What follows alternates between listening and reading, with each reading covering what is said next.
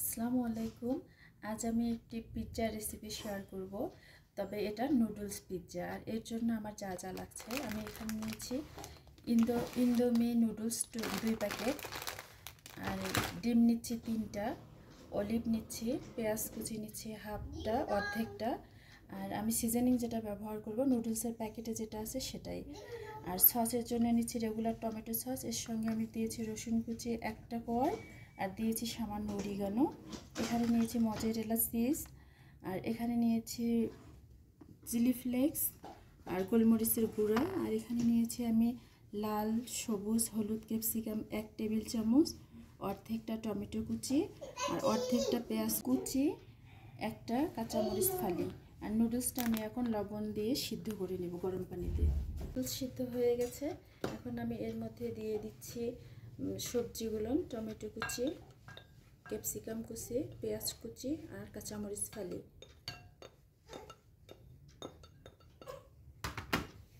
দিয়ে দিচ্ছি chilli flakes আর গোলমরিচের গুঁড়ো।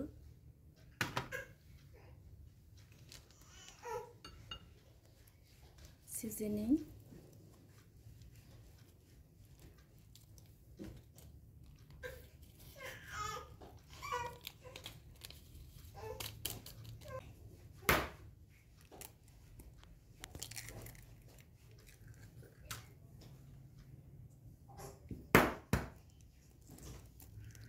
খুব ভালো করে সব উপকরণ একসঙ্গে মিক্সড করে নেব।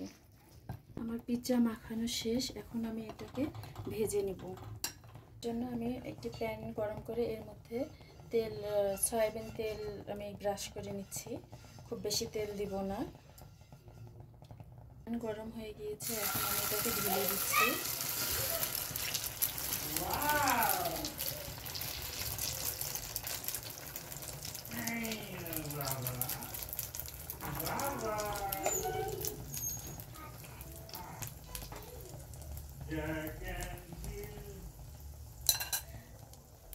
আমি প্যানে দিয়ে দিয়েছি, এবার এটাকে লো হিটে ঢেকে 5 থেকে 7 মিনিট ভেজে নিব। আমার 5 থেকে 7 মিনিট হয়ে গেছে, এর মধ্যে এই অবস্থায় আসছে আমার নুডলস। এখন আমি এটাকে নামিয়ে নেব, আর এর জন্য আমি সাইডটাকে আলগা করে দিচ্ছি। একটি প্লেটে নামিয়ে নিচ্ছি। দেওয়ার পরে আমি এখানে পিৎজা সসটা দিয়েছি, আর উপরে দিয়ে দিয়েছি চিজ। আর যেহেতু আমি সবজি ভিতরে ব্যবহার করছি, তাই উপরে তেমন সবজি দিব না, শুধু পেঁয়াজ কুচি দিয়ে দিচ্ছি আর অলিভ দিয়ে দিচ্ছি। এবার দিয়ে দিচ্ছি বাকি চিজ।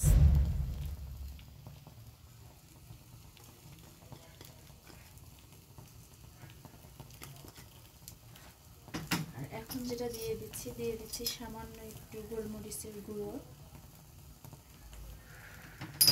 আর দিয়ে দিচ্ছি একটু লবণ। দিয়ে আমি এটাকে ঢেকে আবারও 5 থেকে 7 মিনিটের জন্য এটাকে রান্না করব। পিৎজা হয়ে গেছে, এখন আমি এটাকে নামিয়ে নিচ্ছি আর কেটে দেখাচ্ছি এটা কেমন হয়েছে।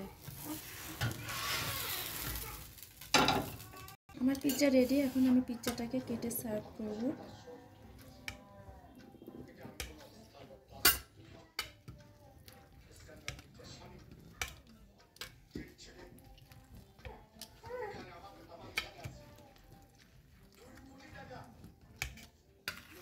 এক পিস আমি উঠিয়ে দেখাচ্ছি। দেখা দেখা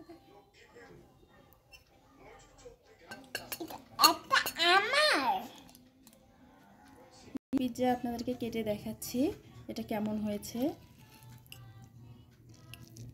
দেখেন কত সুন্দর হয়েছে। তো আশা করি আজকের এই ভিডিওটি আপনাদের ভালো লাগবে, আর যদি ভালো লাগে তাহলে লাইক, কমেন্ট আর শেয়ার করতে ভুলবেন না। সেই সাথে আমার চ্যানেলটি সাবস্ক্রাইব করবেন আর আমার জন্য দোয়া করবেন। আসসালামু আলাইকুম।